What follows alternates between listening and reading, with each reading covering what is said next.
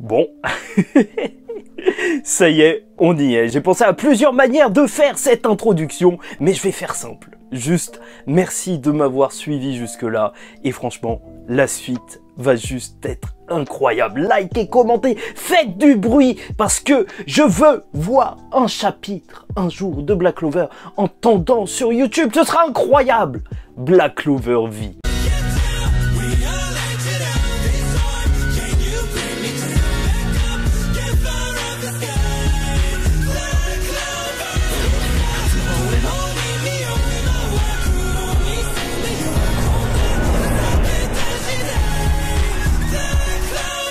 Mesdames et messieurs, ici Chaz, on se retrouve aujourd'hui pour la review du chapitre 332 de Black Clover.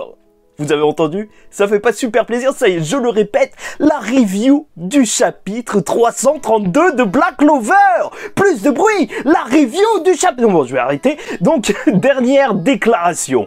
Un chapitre qui est juste... magnifique. Bien sûr, petit message de Tabata qui nous dit merci d'avoir attendu et en même temps on était obligé. Et bien sûr, il nous revient en force. Ce chapitre nous montre que Tabata n'a pas perdu son temps. Il revient pour attaquer directement dès le début du chapitre. Tu te prends des baffes et c'est terminé. Les chapitres ultra courts, là, c'est bien rythmé, c'est beau.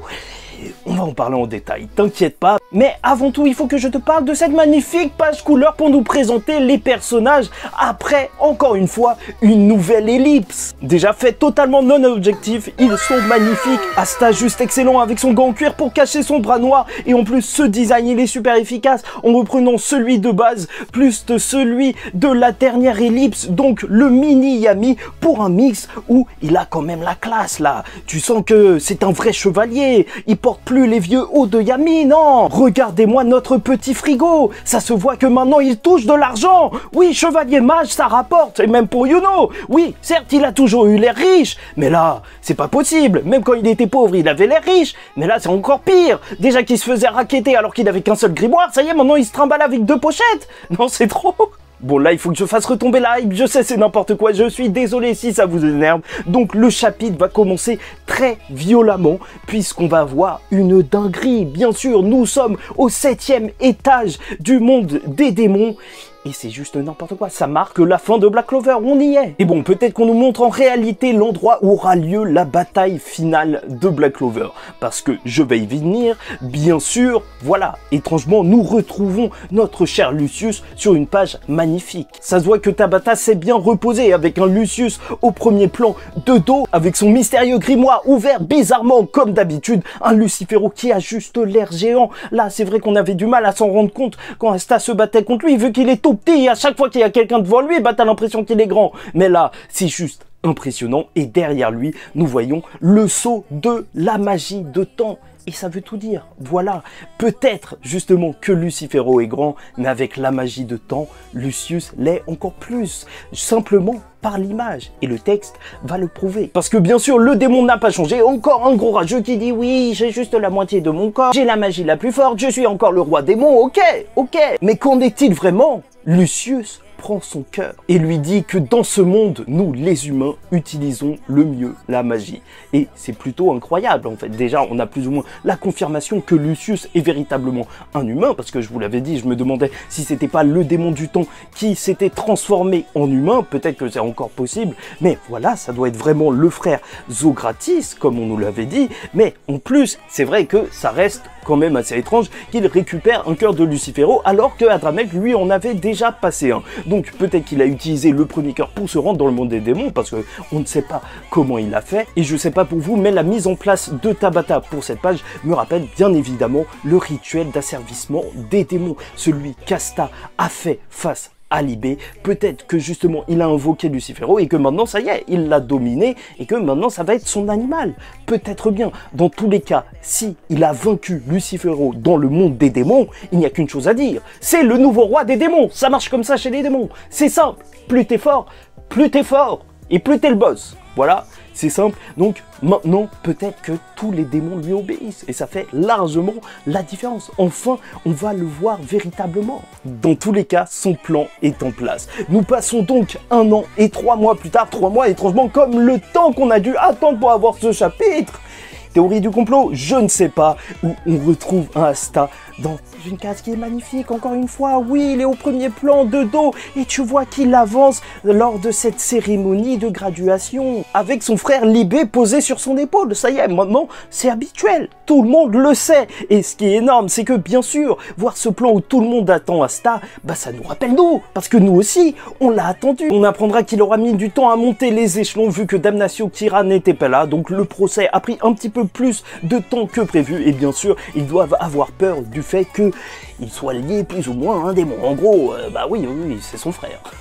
Avec le magnifique Fuegoleon qui va jouer le rôle d'empereur mage lors de ce chapitre. Tu vois, à chaque fois rassurant, à chaque fois un leader, c'est lui qui mérite d'être empereur mage. Et je sais pas, je trouve ça hautement symbolique qu'ils lui disent « tu n'es plus très loin d'atteindre ton rêve », avec les capitaines tous devant lui à sourire. Bon, il y en a qui tirent la gueule, mais c'est comme d'habitude avec Nozel, tu connais, mais dire que au début de la série, t'as eu ça pour la sélection des chevaliers mages et personne ne voulait de lui, là, c'est juste excellent de les voir comme ça, fiers de lui.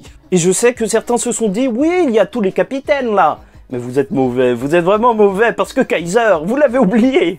Non, mais ça se trouve que vu qu'il avait été appelé de la retraite justement pour effectuer un remplacement à cause du traître homme Lego, alors au final peut-être qu'il est parti et qu'il n'y a même plus en fait cette brigade. Et Yuno est passé grand chevalier mage maintenant, donc il a battu le record de Riel. Et même si Asta méritait amplement, et même Fuegoleon le dit, d'avoir aussi ce titre, ce rang, bah au final il ne l'a pas parce que tu connais les démons et tout, discrimination classique dans le monde de Black Clover, mais il est passé senior. Et je vous rappelle ici lors du chapitre 23, donc en fait les différentes classifications. Normalement au-dessus t'as empereur mage, donc Yuno est extrêmement proche, à un pas. Et donc après ce moment de récompense pour Asta, même si elles ne sont pas très élevées au vu des choses qu'il a réalisées, nous passerons au moment un petit peu plus light, un petit peu plus détente, qui me fait extrêmement plaisir. Nous retrouvons enfin les personnages, et c'est peut-être ça qui manquait lors de l'arc de Spade, de simples interactions. Là, ils sont dans le banquet, ils sont en train de parler, ils disent « Ah, Julius, il est pas là, tu sais, il aime bien se déguiser et sortir !» Bah oui, bah oui, et en fait, Julius aussi, c'est le déguisement. On apprend que Fuegoleon, Mereoleona et Nozel ont été sur la liste pour devenir le nouvel empereur mage, et ça, c'est normal, tu connais, c'est les nobles pistonnés, comme d'habitude, mais ils ont refusé parce qu'ils ne se sentent pas dignes pour l'instant. Ok, ça c'est une parole de Fuegoleon, mais ça me surprend pour Nozel, il a bien évolué. Le royaume de Heart et le royaume de Spade sont presque entièrement remis, et Yuno ainsi que l'Aube Dorée et le Taureau Noir patrouillent aux frontières parce qu'il y a des activités démoniaques un petit peu partout. Tu sens que bientôt on va les suivre et pourquoi pas, encore une fois, suivre Yuno mourir dès le début de l'arc. Ça, c'est le classique de Tabata maintenant. S'il nous le refait, ce serait génial. C'est franchement tous ces mini-développements qui font ultra plaisir et qui font qu'on s'attache au personnage. Et aussi les petites relations amoureuses et tout, puisqu'on va retrouver le capitaine Yami qui va jouer étrangement bien son rôle. Tu vois, Yami Sukehiro qui va venir, qui va dire « Ouais, merci d'être venu pour la fête de mon petit ». Tu vois, comme d'habitude, Jack qui veut juste découper Asta et Charlotte qui va s'enfuir. Et c'est là que Finral va expliquer à Yami qu'elle a confessé son amour à Yami alors qu'il était proche de la mort et que donc maintenant ils sont gênés. Ça fait 1 an et 3 mois que ça se passe comme ça et il ira réfléchir. Bien sûr sur son trône parce que Yami est le roi. Il y est retourné. Enfin, c'est ça le retour de Black Clover. C'est Yami aux chiottes. Bien sûr. Mais c'est magnifique. L'endroit où il réfléchit. C'est là que le capitaine prend les plus grandes décisions. Il dit ouais, je pensais qu'elle m'aimait pas. C'est pour ça son kill était bizarre. Et Finral qui tape à la porte. Sors, on rentre. Non, franchement, ça faisait depuis vraiment très longtemps, ça fait vraiment trop plaisir. Et très intéressant pour les fans de ship, de couple, et même pour ceux qui ne sont pas intéressés, parce que je pense qu'il y a un petit secret qui se cache derrière. On va avoir la suite, en fait, des histoires amoureuses d'Asta avec Noël et Mimosa, qui, Noël, depuis justement qu'elle s'est rendue compte qu'elle avait des sentiments pour Asta, bah, n'ose même plus lui parler. Et bien sûr, Mimosa qui veut le soutenir et blablabla. Et quel plaisir de voir Secret jouer cette chippie, cette petite chippie qui va venir et qui va dire « Eh, vous savez ce qu'il est en train de faire, Asta ?» Bah, il est en train de déclarer sa flamme à une autre meuf. Ah non, c'est trop. Je sais, je suis content pour rien, là, c'est abusé. Le Asta fait bien les choses. Dans un château, sur le balcon, il est en face de la sœur Lily. ça y est, il est vraiment à fond. Et regardez, c'est dingue, il fait presque sa taille. Certains diront qu'il est plus grand, mais c'est ses cheveux. Regardez les yeux, regardez la taille des yeux. Ça veut tout dire. Et tu sens que ce qu'il va dire, il l'a préparé. Il va dire oui, j'ai 18 ans maintenant et je suis sûr que je pourrais te rendre heureuse. Donc épouse-moi s'il te plaît. Et déjà, quel homme! Il a dit s'il te plaît. C'est beau, c'est beau. Autant de respect. Qu'est-ce que j'aime notre petit frigo, sérieusement, il est dingue. Bon, et je sais que ça se fait pas du tout de rire, mais elle se dit que ouais, ça y est, il est devenu quelqu'un, mais que voilà, t'es comme de la famille, pour moi t'es un petit peu comme mon petit frère. Ah, quelle violence, quelle violence! Il s'est fait frère zoner. Et ce que je trouve ouf, c'est que je trouve ça ultra drôle, mais en même temps, en vrai, Asta est entièrement sérieux. J'ai même eu de la peine pour le petit, c'est vrai. Il l'aime depuis qu'il est enfant, et au final, il se prend un bâche, et sur la case, limite, j'ai cru qu'il allait se mettre à chialer après. Mais c'est mal connaître Asta, parce que Asta est un Tchad. Non, pas un Tchad, le Giga Tchad. Parce que beaucoup de personnes mauvaises auraient mal réagi, auraient commencé à dire « Ouais, t'es moche, et de toute façon, en fait, je voulais pas, c'était une blague. » Mais prenez exemple sur Asta, soyez digne, bon sang, puisqu'il va dire qu'il la comprend et qu'au final, il n'abandonnait pas jusque-là. Et il sait qu'au final, on ne peut pas tout le temps changer ce que les gens pensent. Et il lui demande donc juste d'être témoin une nouvelle fois de son serment de devenir empereur-mage. Et franchement, quelle maturité! Mais il a quel âge? Quel âge a ce gamin? Ah non, 18 ans, en vrai, il a grandi de ouf. Et déjà, premier point à souligner, parce qu'on peut se dire, oui, c'est une partie Slice of Life, c'est bien marrant, mais on s'en fout. Mais non, pas du tout. C'est justement dans ce genre de moment que l'auteur peut placer ses petits indices pour la suite de la série. Et donc, je trouve ça assez fort qu'il ait dit qu'on ne peut pas changer tout le monde et qu'il le comprend. Je m'attends à voir quelque chose de cet ordre-là. Peut-être en conversation avec Lucius, pourquoi pas, je ne sais pas. Et la case de Sœur Lily qui lui dit « Je suis sûr que tu peux le faire », je sais pas, c'est vraiment fort, parce que pour une fois, je le sens vraiment là. On y est. Et avant de continuer sur des petites théories, passons à cette fin de chapitre juste légendaire. Alors que personne ne s'y attendait, on entend des clappements de mains et c'est Lucius Zogratis qui se rend sur ce même balcon en disant bravo d'être arrivé aussi loin. On dirait un boss de jeu vidéo, c'est n'importe quoi. Et bien sûr, ça fait énormément plaisir de retrouver le mastermind de Black Clover.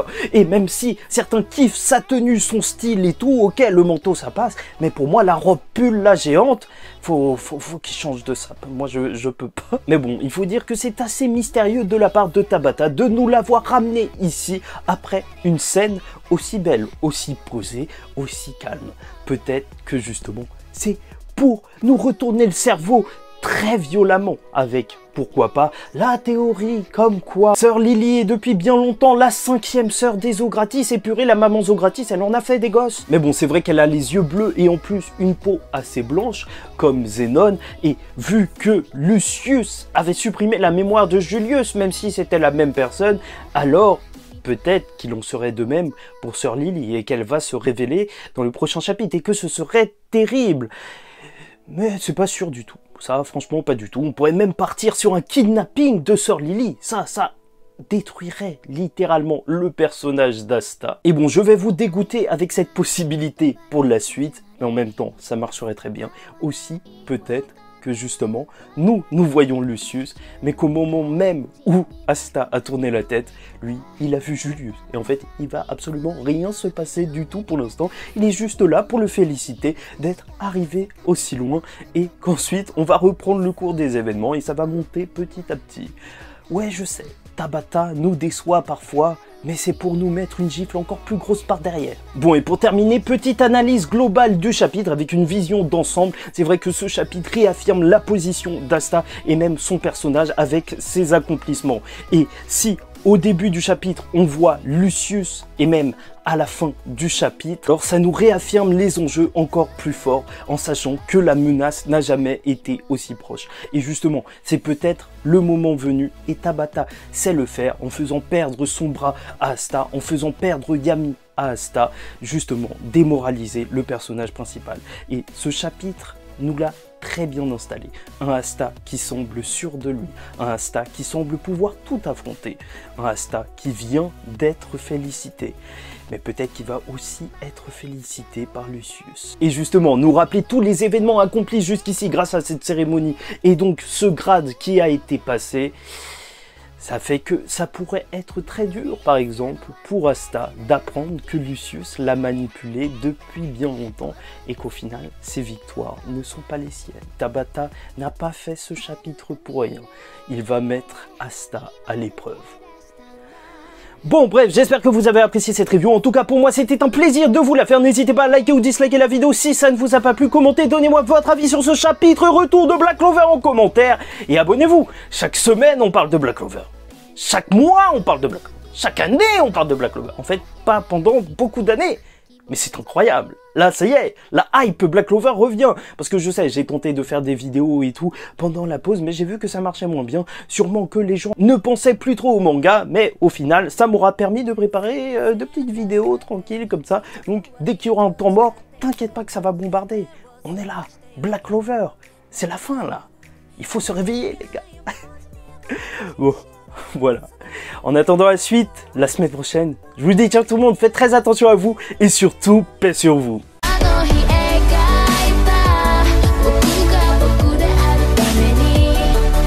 Hika